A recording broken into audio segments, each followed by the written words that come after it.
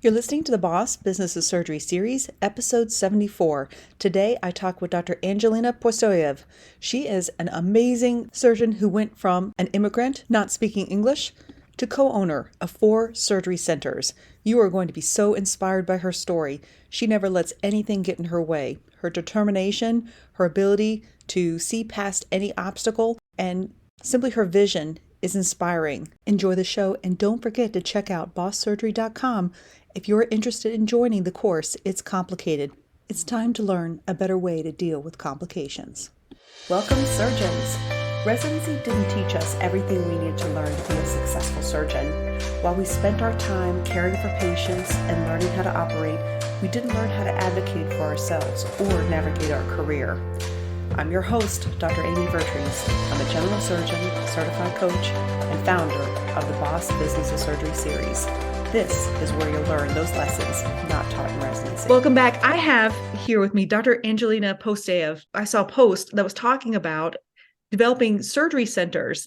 And, she mentioned that, I've got a few. And it's like, she's got a story I want to hear about. And so we're going to talk today about what her journey has been like. And she's going to share some of her experiences. So, but first off, Dr. Postoev, tell us a little bit more about yourself. Hey, well, first of all, thank you for having me here.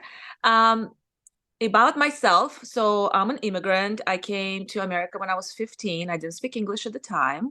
So the beginning journey was a little bit kind of rocky. I didn't know what I'm going to do since I didn't speak English. It's kind of like, I want to go to medical school, but I don't speak English. So obviously it all improved with time, went to college, did all the stuff I needed to do. And I always kind of found a way to get to my goal, to get to my dream, maybe by roundabout route. I never took MCAT to start with because I knew there's no way I'm going to pass the English part of it. Like my English was just not that good. So I found a Caribbean school to go to, found out about those also through friends. It's always kind of like I find a way to get there. And it's not necessarily like an evil plot of any way. It just kind of like, you keep pushing, you fall into somewhere. Yeah. I keep trying, basically.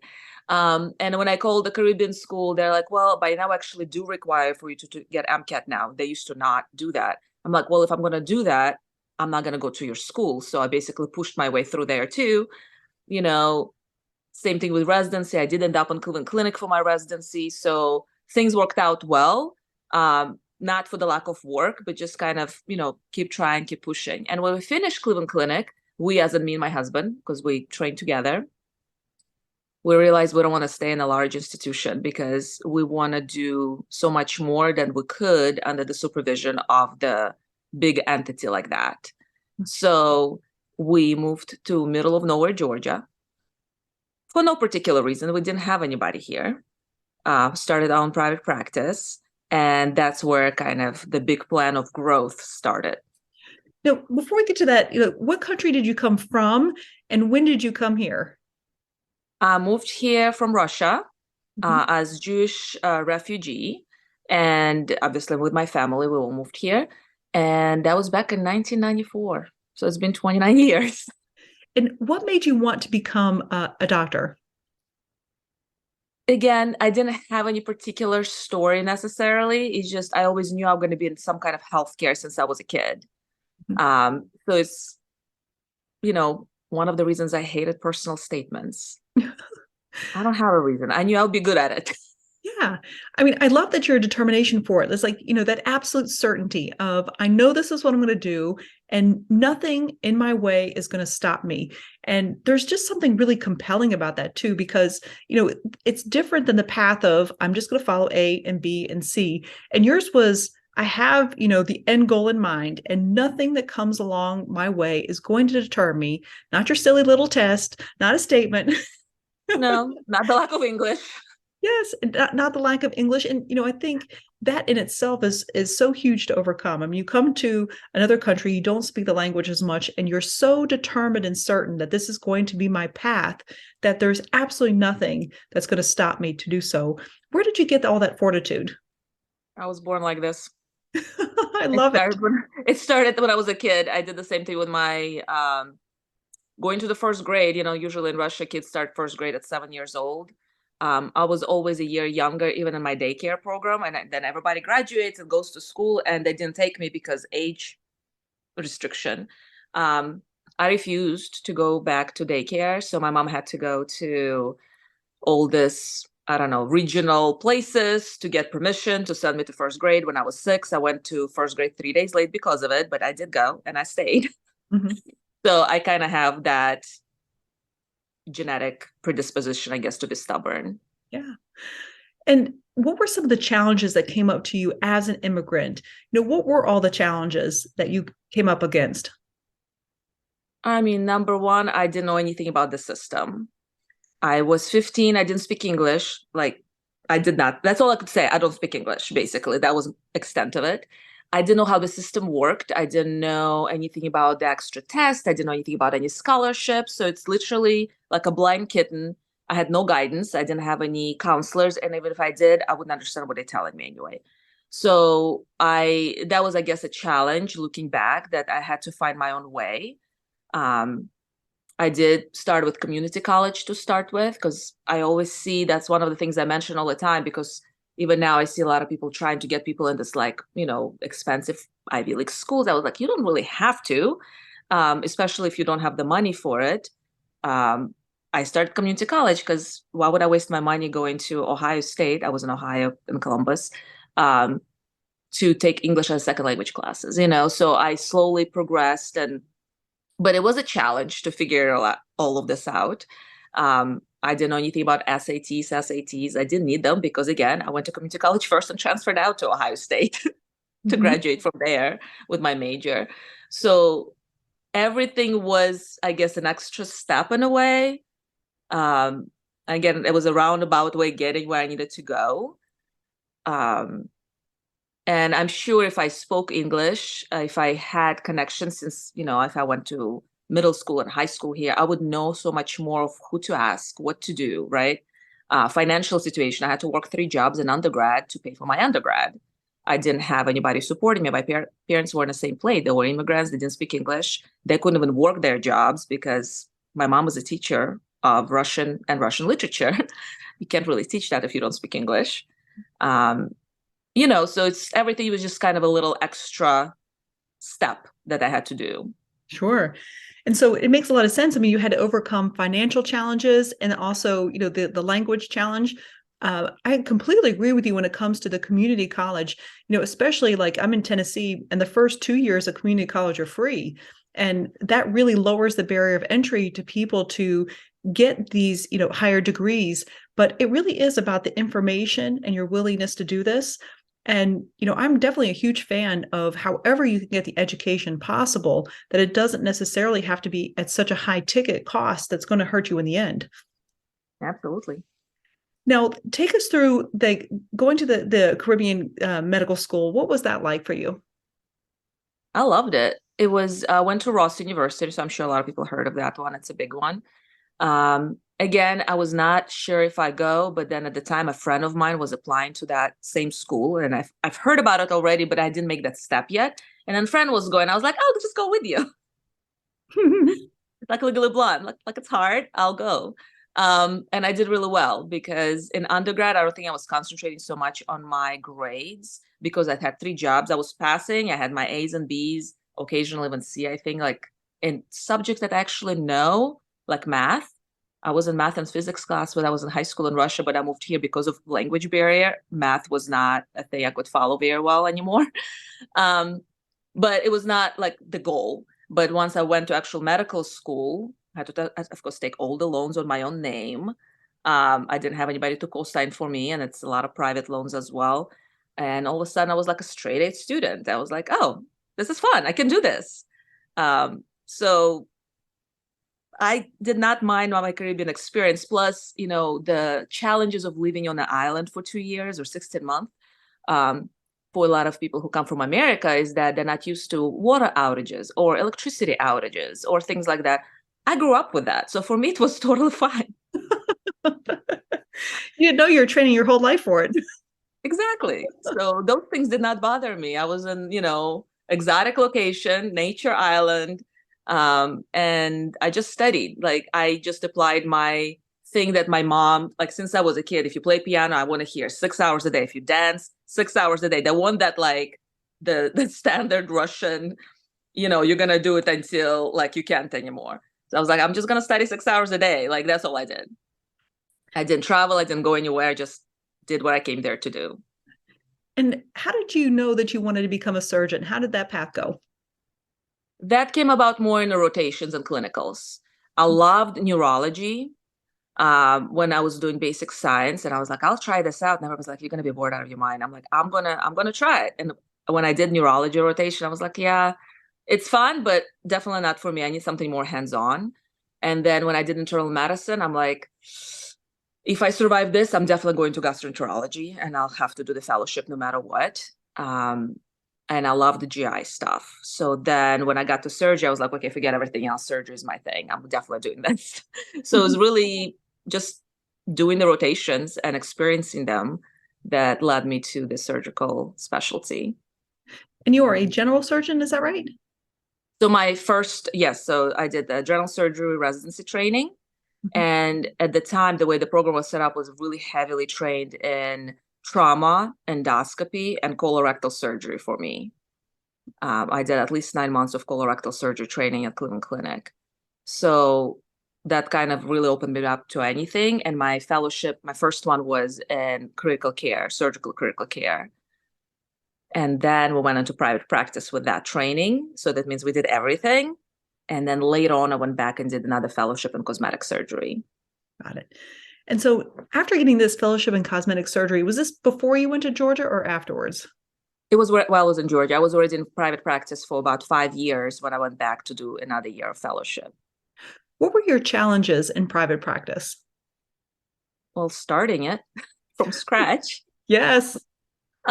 Basically, we moved, and again, everybody asked, how did we find this place? It was probably one of the recruiters that reached out and said, that hospital out there in the middle of nowhere looking for somebody. So we moved from a place like Cleveland Clinic, where both of us were on staff. My husband was there full-time staff, and I was like a moonlighter on the weekends while I was in fellowship. And you move from that huge hospital system to this little tiny hospital 55 miles away from Atlanta, with 2 operating rooms and, I think like 70-bed hospital, where everybody kind of like, first of all, what are you two doing here? And literally I had other doctors that I've never met, like doctors who've been there for many years, internal medicine doctors that rounded in the hospital. And I would meet them in the little cubicle when you write your notes. And I would say, hey, I was like, hello, it's me. I'm going to introduce myself to everybody. And literally the reaction was, I've heard about you.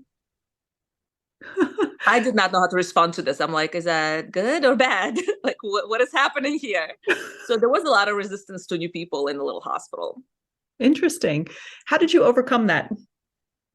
We just kept doing what we're doing. Yeah. We kept doing what we're doing. There was a lot of people questioning why 2 of you starting here. There's a lot of surgeons around this area. There were surgeons in the nearby other hospitals. Maybe one is 20-mile direction, the other one's 12-mile direction, but it's all kind of hospital systems that had other surgeons who've been there for many years. And people always question, why are you here? There's no way you can grow.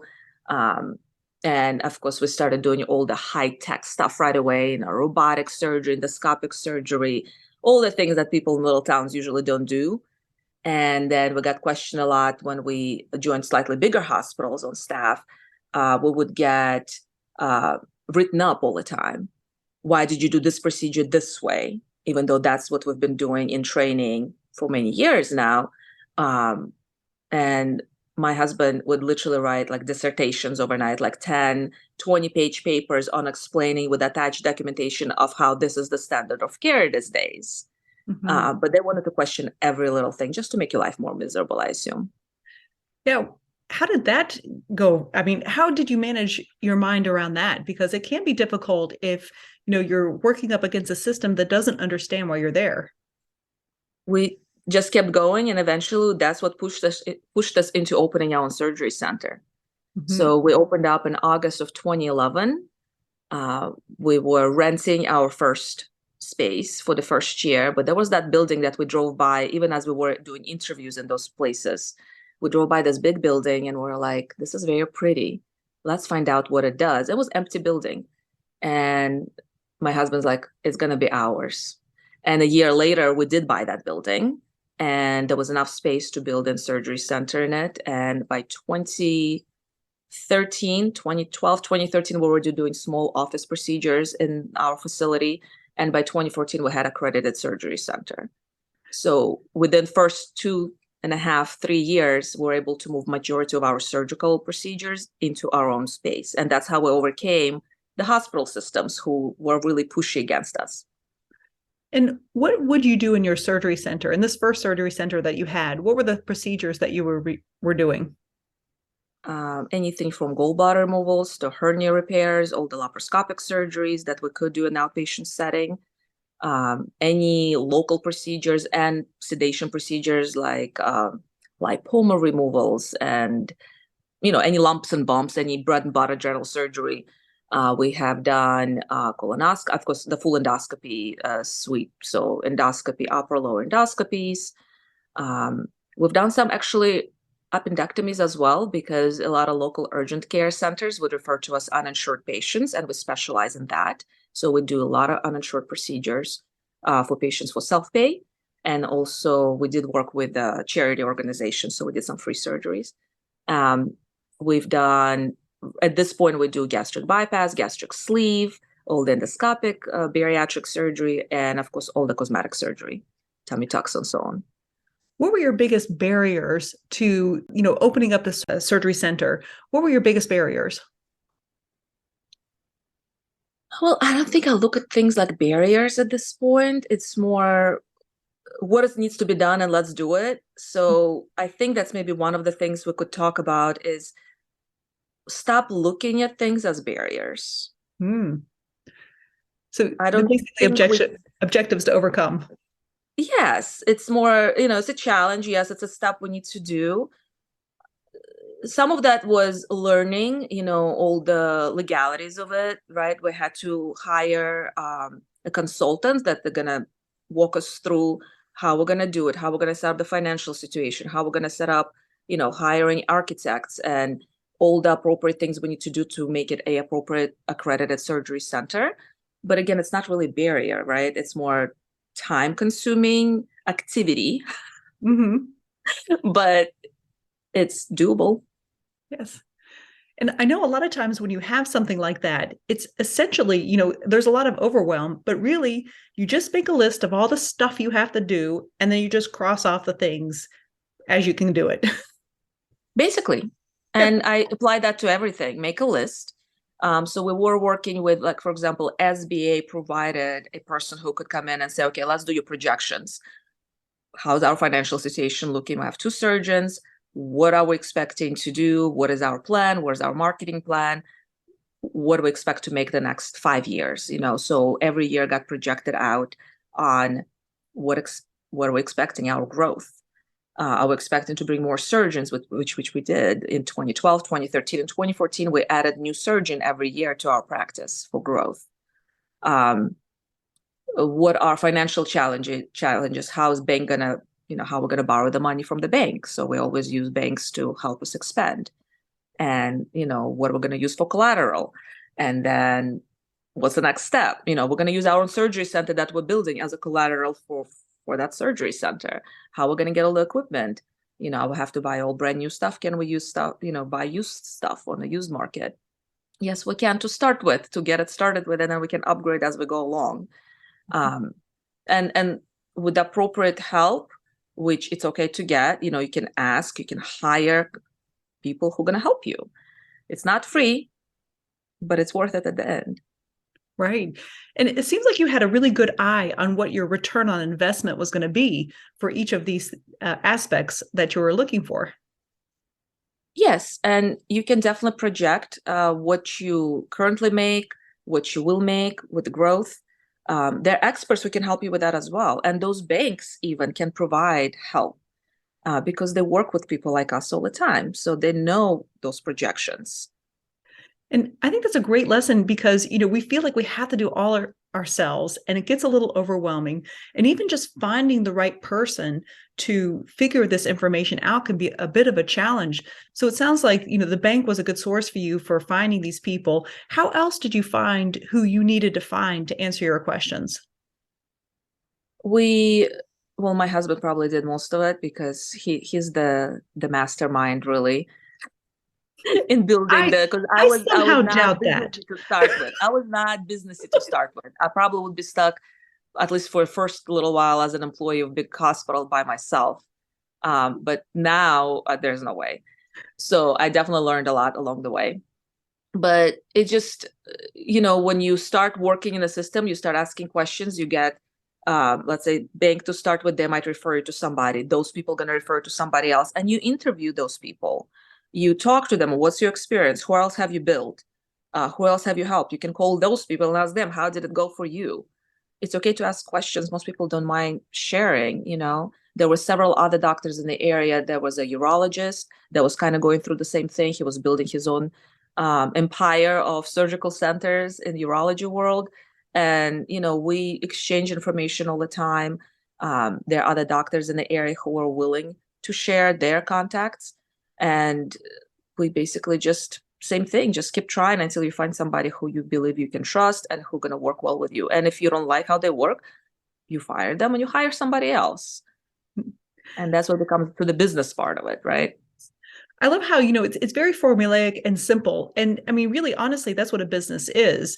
That it sounds like I see an objective, I overcome it. This doesn't work. Let's try this. Let's come up with something new. And I do have to challenge, your husband being the mastermind, because in the few minutes that we've talked, I don't buy that for a second.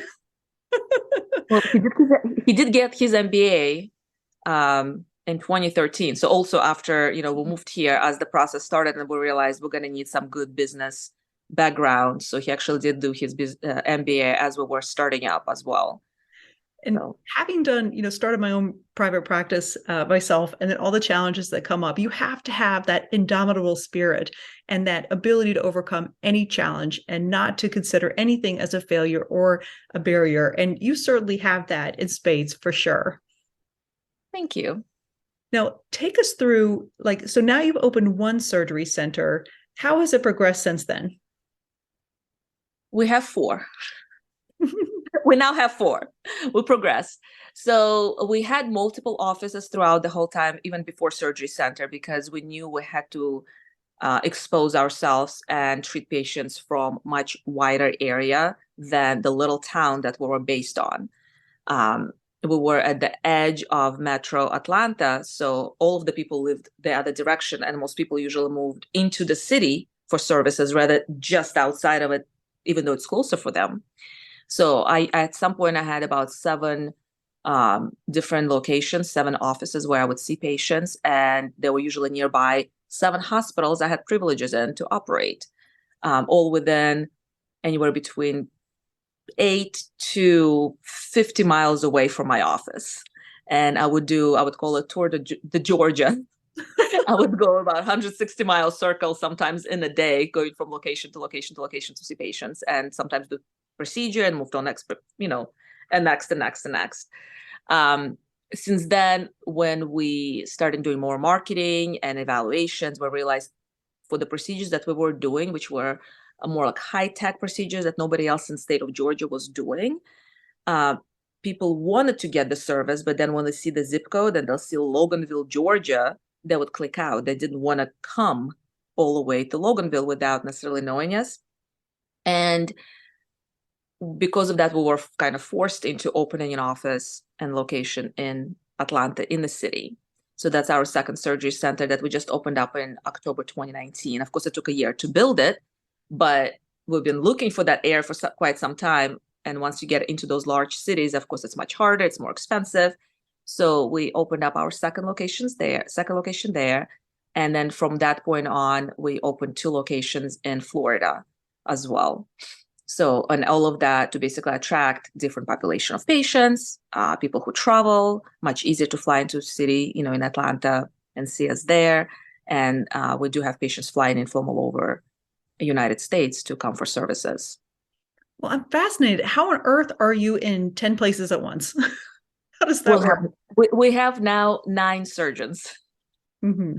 So we do hire more people, so that way we don't have to travel as much.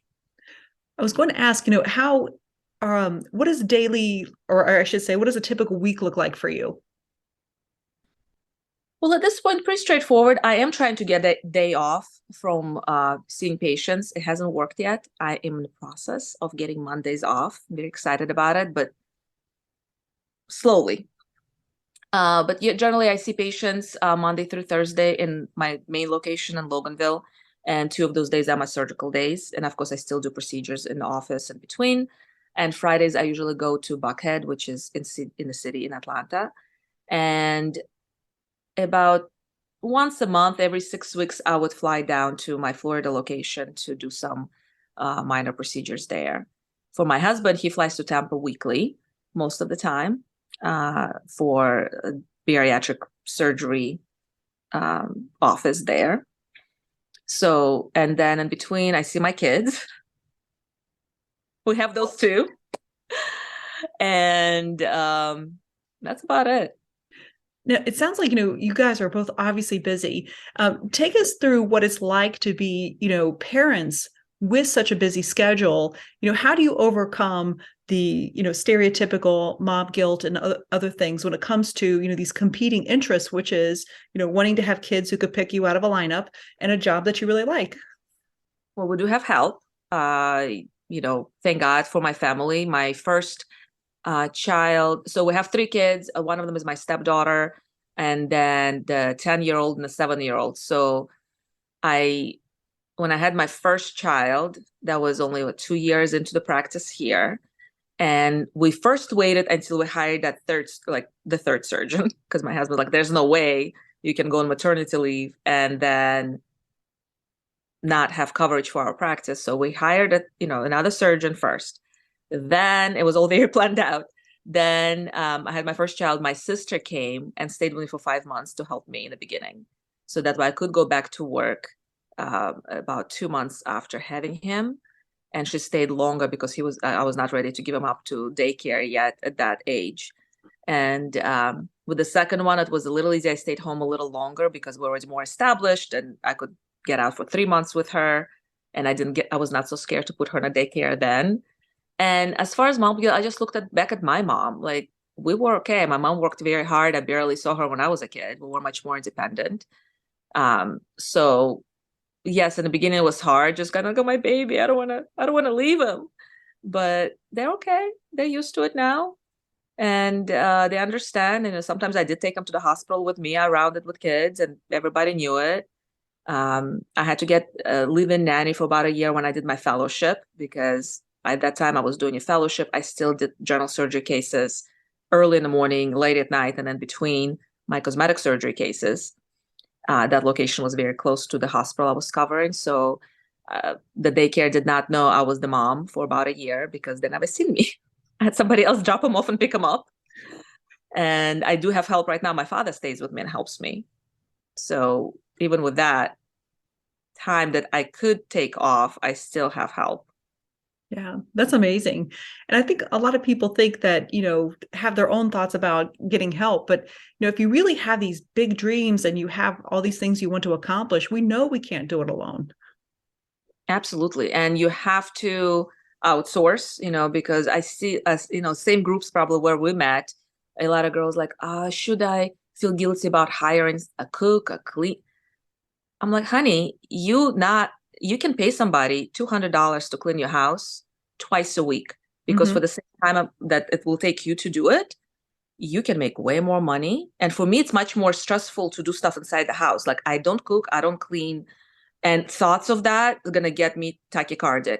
Now, if somebody comes to ER with gunshots and stabs, my heart rate goes down, right? Because I'm used to that stuff. Like, I can handle that, right? And I much rather go and take somebody's gallbladder out. And yes, Medicare doesn't pay much for that, but it's still gonna be more money for that 1 hour of work that I'm gonna do, or 15 minutes, whatever it takes me to do gallbladder, than cleaning my house. Yes. right? So if My we dreams are use bigger than doing the our, dishes. you trained for 20 years, for us doctors, we trained for, I don't know how many years, right? 15, 10, 20 more. And you continue to do like continuous education all the time. It's not to make $50 an hour, right? Use that money, use part of your money, hire people, let them do that job. That's what they're there for. And they can clean for you, and they can cook for you, and they can shop for you. And there's absolutely no guilt involved about it. And then you can take your kids with you if you want to, and have a nanny with you at the same time. If you need to, like have an assistant to hold your purse. I don't care. If that's going to make my life more, like less stressful and my time with kids more valuable, then that's what I'm going to do. I think that's the biggest time-saving tip that I've, offered other people. It's that the one thing we could save time on is the drama of worrying about things like that. Not just worrying about the task itself, but worrying about the task. Yes. Just the thinking about it. Like Yes. as I said, the thinking about it is what tires me. Yes. I mean, doesn't mean I'm not gonna get up and wash my dishes when I need to. Of course I will. It's just like everyday tasks. I Mm-hmm. don't need to do that. I don't have to. I don't need to anymore. Yes. The ability to hand off things that we know we don't need to be a part of, that are not, top of the license things that we could do, like passing that off to other people does not have to involve any mental drama at all. Absolutely. And then I also look at regular people, the non-doctor people, how they enjoy their life. Mm-hmm. My assistants and my MAs, every weekend they will take the family. They don't work on the weekends, and they would go off shopping together, movies together, dinners together, and all these activities where I know they're spending, it feels like more money than I made at the time. And here I am on the weekends, doing payroll in the beginning. First 7 years, I did all the payroll, all the QuickBooks, all the account, whatever updates. Time adjustments for every employee. And once we got to 50 employees, I was like, you know what, I gotta do something else. But everybody's at home, and here I am, the only car by the building on Sunday doing the stuff, right? And looking back, I saved a lot of money doing that, because every weekend everybody was spending and I was working. But now I'm like, I can do this too. I can be like a regular person who doesn't have to, not spend time with the family on the weekend. Right. So I don't know why people will feel guilty about it. I know there's a lot of people like, well, if I spend time on the weekend, but I'm not working in my business, I feel guilty, or vice versa. If I'm working in my business, I'm not spending time with my kids. Kids will be fine. Mm-hmm. I think there's research coming out showing that even if you don't spend physically too much time with the kids, but instruct them on what to do, they actually do well. They do better. I completely agree. I mean, providing them some independence and some room to grow, but knowing that we're their safety net. I mean, we don't need to be the necessarily helicopter hovering, but we definitely need to be their safety net. We need to have some presence for sure. But what that looks like is different for everybody. Absolutely. Just make your own happy place. Mm-hmm. So, what does the future look like for you? So you've got the 4 surgery centers, and it looks like you're starting to now make more room for yourself with the Mondays of being free on Mondays. What does it look like for you in the future? Where do you see yourself going? Well, the reason to have free Mondays is to have more time to build more surgery centers. I love it. It's freed up for administrative tasks. But yes, the plan is to build more surgery centers. We either build or acquire. So it's not just building from scratch all the time. Sometimes we'll acquire practices that are retiring or for whatever reason going under, and we can rehab them and rebuild them into surgery centers, because sometimes that practice might have been just an office or something else, and continue to grow with the way healthcare is going in the United States.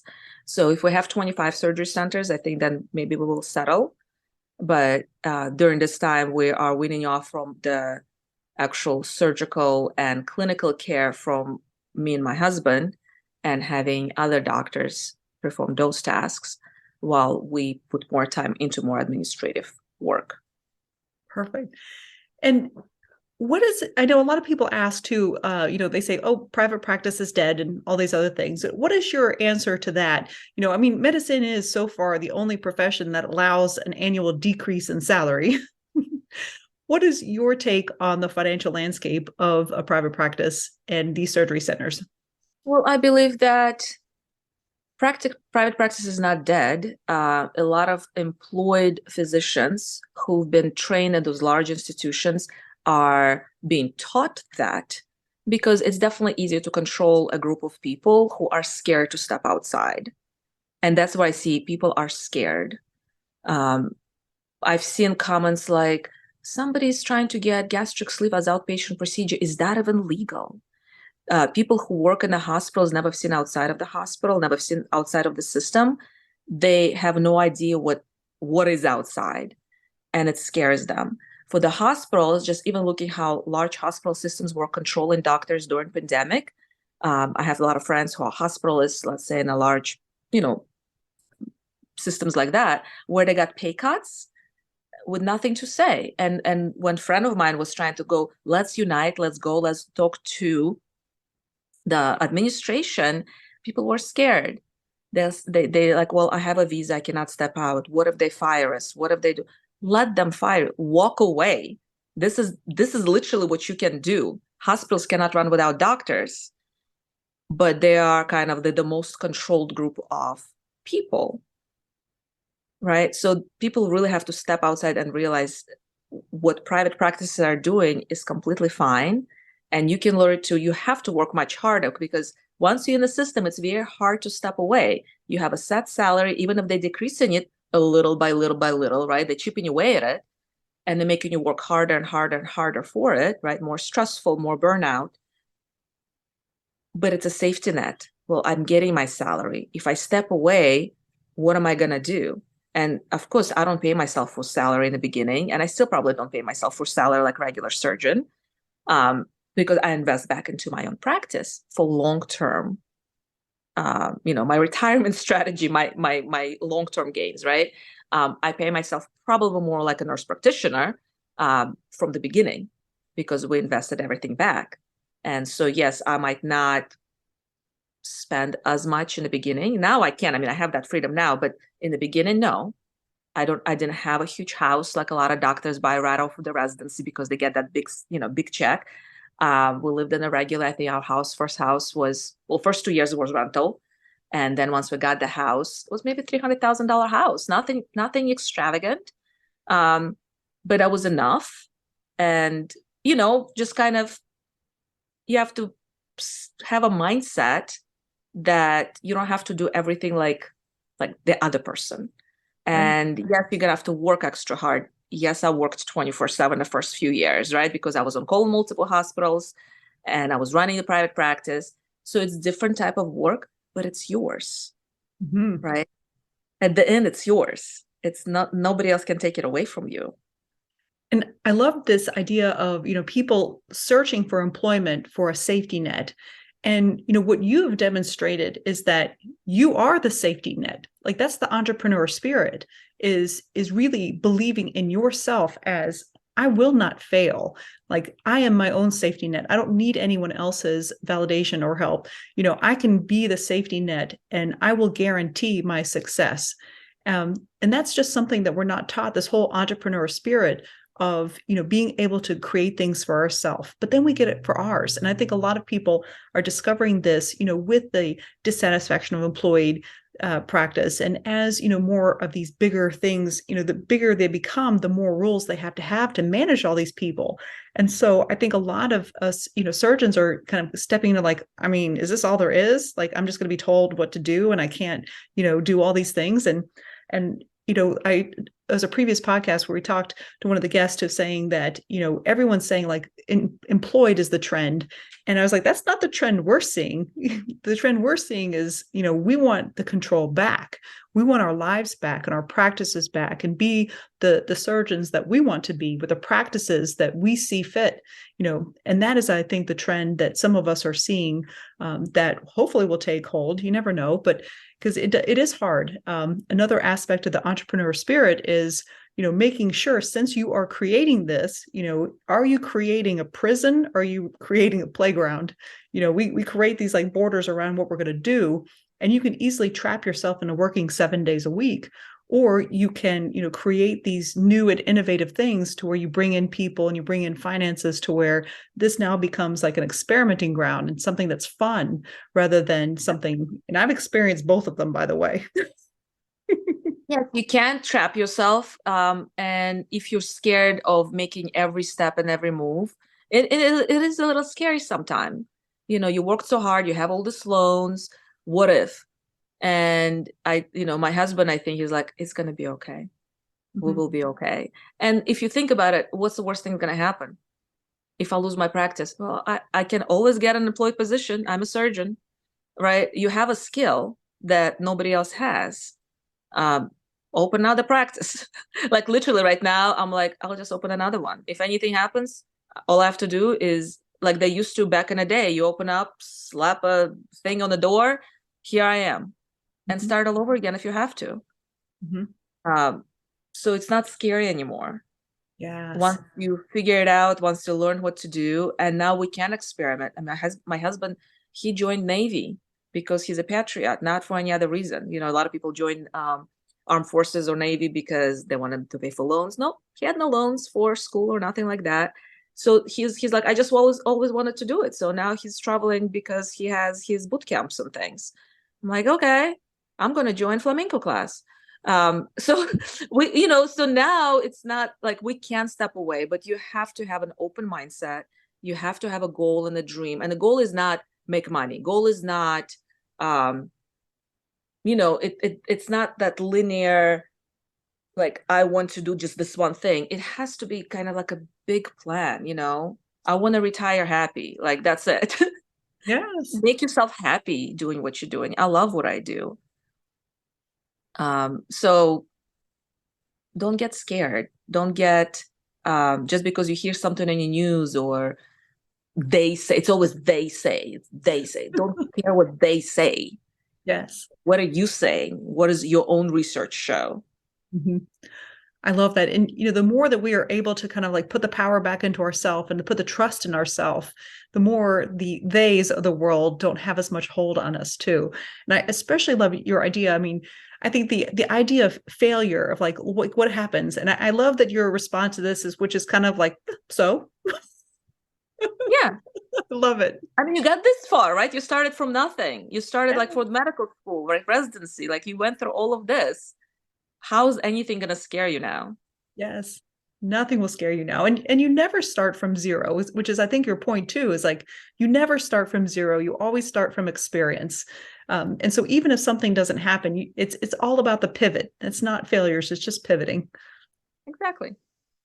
Well, what would be the recommendation you'd have for someone, coming out of residency? Like, what would you recommend that they consider? Like, how did you learn all these lessons? Just trial and error. Don't be afraid to fail. How I always say, they say failure it's not a failure, it's a lesson learned. Yes. Learn from your lessons. I think that's perfect. Well, this has been so great. I mean, you have such a different mindset than we have been taught. And this is something that I've evolved to, but I'm pretty sure you were born with all of this. I get scared. Trust me. Even now, sometimes I'm like, are we okay? And husband's like, we're fine. Okay. Yeah. If you say so. I mean, isn't that what courage is that you feel fear and you do it anyway? Yes. But we see it all the time in medicine. We train for this. Right. How many times are you, what's your specialty? General surgery. Yeah. Do you remember your very first case? Like when somebody gave you a knife and said, this is your case? Yes. Were you scared? Of course. Things got tight, right? Yeah. Yeah, but you still did it. You did it anyway. And the next time wasn't so bad. And next time it was better. And then you get something else different. What do? You open a book, you review some YouTube videos, read the book again on the steps of the surgery. You know what to do, even though you already knew what to do. You do it again. Yes. Right? And you do it. Yes. I used to read a book like probably every week, even though it was the same case over and over again. I would just review the steps again, just in case. Or maybe there was something new. Or maybe there was a new technique that came up on YouTube. I don't know. Yes. I literally use YouTube sometimes. I'm like, oh, that looks good. Let me see if that works for me today. Like, that's going to be the extra technique behind, in my mind. And it was scary sometimes, or somebody comes in with something weird. It's scary. We still did it. Mm-hmm. So I think business is kind of the same. I completely agree. It's the feeling fear and doing it anyway, just There so we you can go. be better the next time, because the prizes are great. Yeah, and you get that little bit of adrenaline rush a little bit. It just builds up in our mind. I mean, like you said too, like at the end, we're going to go through all of this. And at the end, we're going, look what I did. Yes, and it's good. Exactly. It's worth it and I could do it. And I think that your point too, we've all been trained for this. This is not new stuff. Like we are all capable of doing it right now. Absolutely. This has been such an incredibly inspiring story, and I'm so excited to share it with everyone because I think that people just have no idea that the hero's journey is like that you have is just possible for them. And so, I mean, I think the way that you simplify it, the way you drop any drama with it and make it so easy and effortless, which of course we all know is not easy or effortless. But at the same time, someone looking at this can realize, hey, you know what? This may actually be possible for me and may make the steps to do so. And I think that's really inspiring. Thank you. For more information about the Boss Business of Surgery series, go to bosssurgery.com.